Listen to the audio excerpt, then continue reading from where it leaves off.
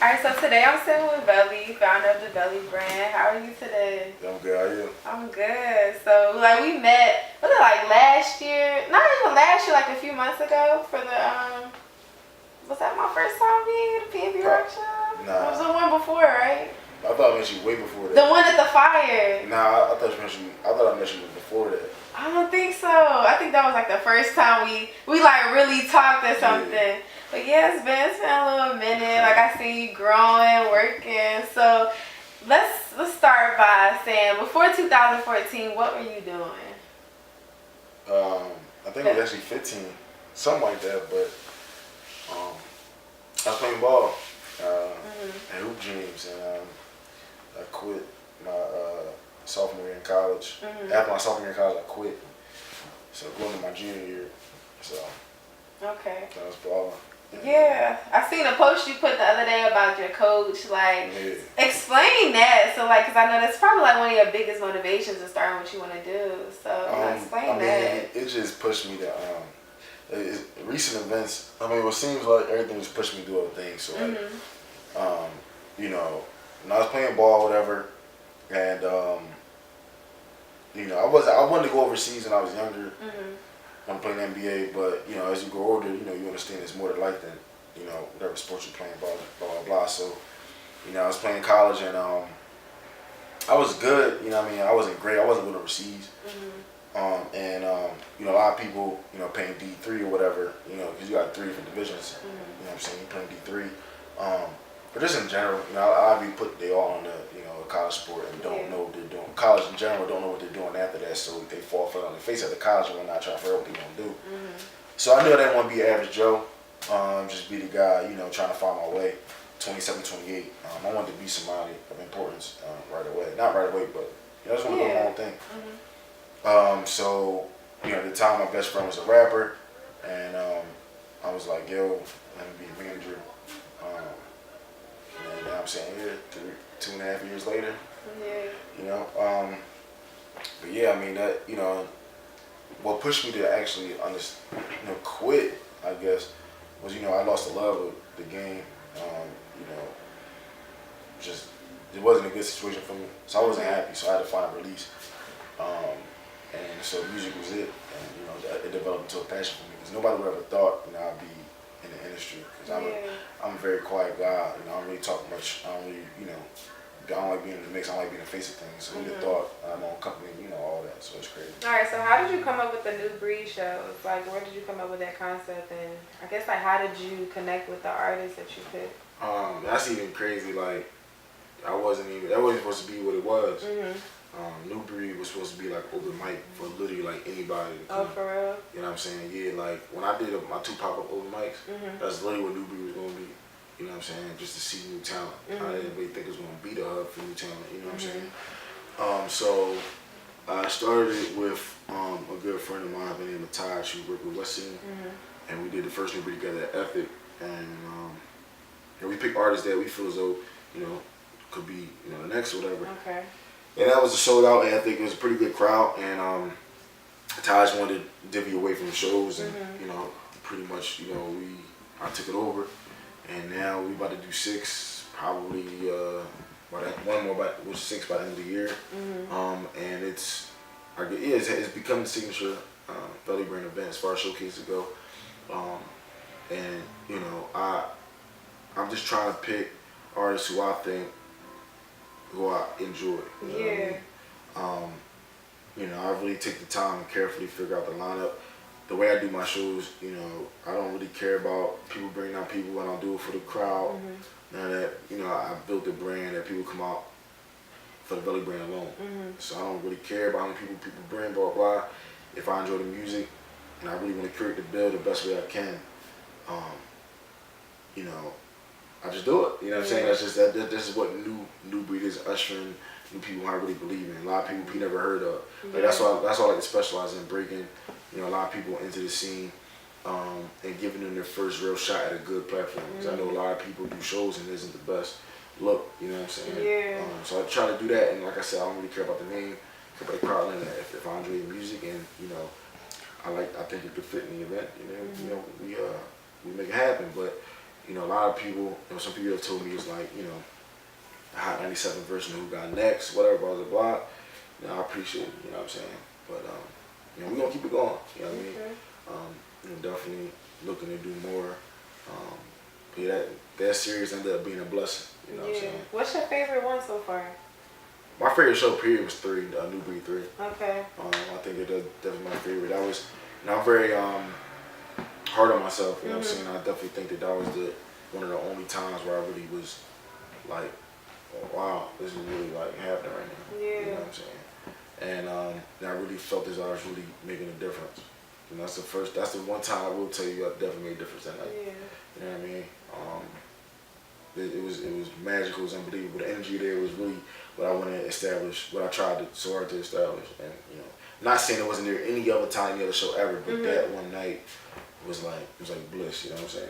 Okay. So I would definitely say New Breed 3 was definitely my favorite so far. Yeah, I like New Breed 5. I was just telling Hallie before you came, I'm like, the artists that you pick are different, and like I listen to their music and I'm like, they actually have potential. Like I can hear the music on the radio. You know, like it's like you know, the scene different. So like a lot of the Philly artists are either rapping the same, or it's just like something that might not be worth listening to, and it's like those artists are like actually worth listening to. Like I looked them up after and was really feeling their music. Yeah, well, a lot of people, they just pick, you know, as far as shows go, they just pick people who can bring out the crowd. People you know what I mean? Like on 5, I had 2 artists. One was from Florida, one was from New York. Yeah, you know what I'm saying? Like, I didn't really care. You know, I really didn't think about what they can't bring people. You know what I'm saying? You know, I thought that they fit the bill perfectly, so we just make it happen. Like I said, I built this so people come out. Oh my God. So, how have you grown as a person? How have you, like, since you decided that you was gonna, you know, do this full head on? So, how have you changed? How have you evolved? I definitely understand who I am. Okay. You know, I feel like, you know, I've grown a better understanding of who I am as a person. You know, I've seen the highs and lows of this. Life-wise, I went through a high and low, you know, in the music business. It's definitely changed my life. You know what I'm saying? I'm the totally different person than I was when I entered college. And, you know, but I feel like I'm on the right path. So, you know, it's definitely for the better. You know what I'm saying? I was a good kid. I was a honor student, all that. But I mean, like, you can't be the same person at 15 or at 25. You know what I'm saying? I feel like at 23, I'm a 360 different person than I was at, you know, 21. So I'm blessed to be, you know, where I'm at right now. But you know, I've just grown spiritually, mentally, and all that. You know what I'm saying? Gotta take better care of my health. But you know, I think that's everybody in this, you know, in this field, especially at our age. Like we be worrying about so many other things besides ourselves, because you want to just keep going. You know, for sure. But this is my life, man. So, you know, again, that's another question that, you know, somebody that knows me, which very few people do, will have to really answer that. I'm not really gonna answer questions about myself. You know what I'm saying? I gotta be better at that. You know what I mean? But, you know, I think that's definitely, you know, I've just grown in 360. I'm a whole different person. You know, things are just different.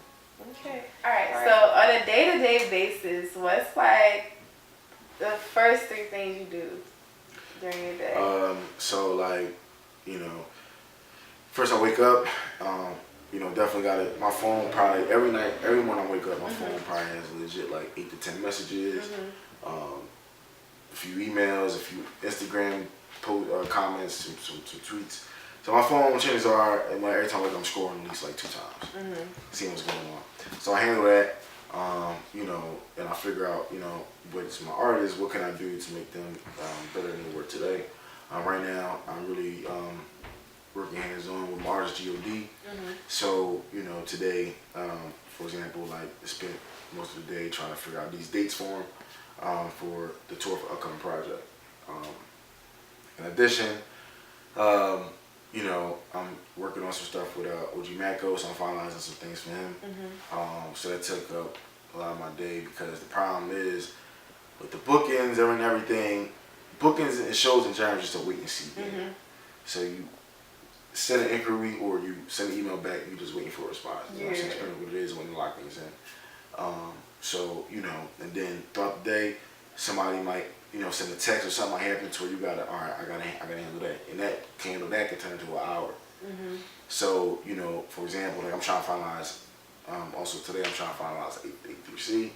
So I do my A3C list, and next thing you know, I'm talking to a manager about A3C, and then we end up talking for hours about it and other things, because that's just how it goes. You know, relationships, that's how it goes, you know what I'm saying? So, that pretty much what my day consists of, just being on the phone, building relationships, talking to people, trying to figure out how can I make the Veli brand better than it was yesterday, and how can I get my artists on the next step. So I'm literally like on the front of my tablet, on the phone, and driving back. Okay. Sometimes, so how is it? like for example, that's cool. For example, sometimes I'll be handling, for example, I'll be handling like something for one artist, and I'm booking for one artist. Next thing you know, my other artist needs to do something for like a press release. I literally like stop what I'm doing and I'm handling the press release. And next thing you know, it's 1 o'clock when it was just 10:30. You know, I mean, so they go by pretty fast. Pretty fast, so, yeah. Half the time I don't get, you don't get what you want to do. I totally understand. All right, so how is it working with OG Mako and Mir Fontaine? Especially, they're like, careers are building rapidly right now. So like, how is it working with them? You know, I mean, Mir is definitely special. Yeah, I seen his song is ranked nationally, globally, right? Yeah, so how is it? It's crazy. I mean, you know, working with Mir is crazy. Even with Gio, because I managed Mir and Gio. You know, and well, I co-managed Mir. Okay. But like for example, like last week, you know, they were both for label meetings, so we was back and forth in New York all next week. It's all last week. It's been a thrill. You know, I'm very excited for the rest of the year, and really preparing for some big things between them. Okay. You know, but Mir is definitely a special gift. He's a storyteller, and that's gonna go a long way. And I'm very excited to see what happens with the meetings in the Bay last weekend, what's about to come, because you know things are picking up fast, and you know, but this is the most scariest part because you really got to make the best decision because you can go down and quit. Yeah. You know what I'm saying? So we got the momentum, and I'm just trying to, you know, put the right pieces in play, you know what I'm saying? For Mir and Gio, you know what I'm saying? And with Mako, I mean, Mako's established, you know what I'm saying? So with Mako right now, currently, I'm just doing bookings for him, a little bit of road management and stuff like that. So we're going on tour into September through October. Okay. So that's pretty cool. Is he making a stop in Philly? Nah, we're not doing nothing in Philly right now. That can change, but right now, I'm not doing nothing in Philly. But, you know, working with Mako is definitely cool. And just working with bigger artists in general, period, you know, it's just all about elevation, all about expanding. So and I've just been blessed to be at the point to where, you know, I can do that. But again, the job is nowhere near done. It's just about building on that, you know what I'm saying? Okay. Can you talk about any of the label situations? Or I mean, not yet. I mean, I can freely, but, you know, for the sake of karma, I rather just, you know what I'm saying, keep it under wraps. You know, if people follow I've seen you using 300, you see all that. So that's just one of many. One of a handful. So, you know, definitely met with them twice last week. Okay. So, you know, so. All right, so to wrap it up, do you have any upcoming projects or shows that we can look out for too? Just got velibrand.com. You know, you gotta see. I have, like I said, the tour Mako coming up. A lot of things with Mir coming up. The upcoming tour with Gio. Upcoming tour with another mid-major artist. Before the end of the year, A3C. There's a lot of stuff. You know what I mean? A lot of stuff. But the thing with shows and whatnot, the music in general, everybody talks. You know, you have so many things lined up, so many things fall through. You know what I'm saying? So, you know, I'm just working to make, throughout the end of to make this fourth quarter as good as possible. Had a lot of good situations this year. Some fell through, some kept going. So it's interesting to see where I'll be at next year. But, you know, for right now, you know, just locking things in, locking a few tours in and whatnot. So, you know. I got one last question. You've traveled a lot, especially with your shows. What's the best city that you've been in so far? Boston. Boston. What about it? Because I seen a show that you had there like a few weeks ago, and it looked lit. So how was the crowd? Boston I love Boston. If I had to rank them, I'd say Boston and DC. DC is definitely. Do you like the music scene there too? Is it cool? Yeah, I like the music scene there. I like the music scene there. I actually had artists from the young Lee. Shout out. He's from DC. Yeah. That show's crazy. Yeah, it was. Yeah. I got splashed. That was crazy, but yeah, Boston's definitely my favorite. It's a good vibe and all that. Next time I go there, I need some better clam chowder though, because Boston is supposed to be good for clam chowder in the Northeast. For real? Had trash clam chowder, so man. Boston sucked. I mean, Boston always treat me good. Mars Gio's from Boston, so I'm always in Boston back and forth. So I definitely Boston by far is my second favorite. Definitely looking for other opportunities out there. Okay. Who knows? I might move out there. So Yeah. I love Boston. So if it's not Philly, it's definitely Boston. All right. So go to VeliBrand.com and stay tuned to Veli and everything that he has coming up for the year. I hope that you achieve everything that you want to do, because you really working. Like, you really working. I'm really watching you. So keep doing what you're doing. I'm just, it's gonna come. I really appreciate it. Just, like I'm very, humble. Yeah, I know. So yeah. It's just like, I appreciate it, but we'll see. You know what I'm saying? Yeah. Every night, every day, every month, every year, every way, every day. Take trips every May. A nigga like me need everything. Every night, every day, every month, every year, every way, every day. Take trips every May. A nigga like me need everything. Everything, everything, everything, everything, everything. A nigga like me need everything. Every night, every day, every month, every year, every way, every day. Take trips every May. A nigga like me need everything. I do not know what I'm gonna do. It's so many that's ready to bust a move. Look around and see what this world's coming to. I told her I'm leaving, she told me she coming too. Girl, you don't know what I'm going through. Been trying to get over the pain I've been holding. You wanna know me, it's gon' take us a moment. It's a lot more than me than this paper I'm folding. My sister got kids and my brothers do too. Your nieces, your nephews all look up to you. Look up to who? Look up to me. I'm a nobody, to them I'm somebody. Fuck with the fam till somebody gets bodied. In love with the Lambos, the Phantoms, the Mazdas. Crib full of thotties, my niggas got Tommy. Smoke dope, got my eyes look like Mr. Miyagi. Keep the curtain closed, niggas be peeping in. You don't know what it feel like to be the man. You don't know what it feel like to see a fan. Tell them I got their back if they need a hand. Live in Neverland, my neighbor Peter Pan. From a shorties hop out of that green sedan. You could do it too long as you think you can. My delivery killing the pizza man. Man.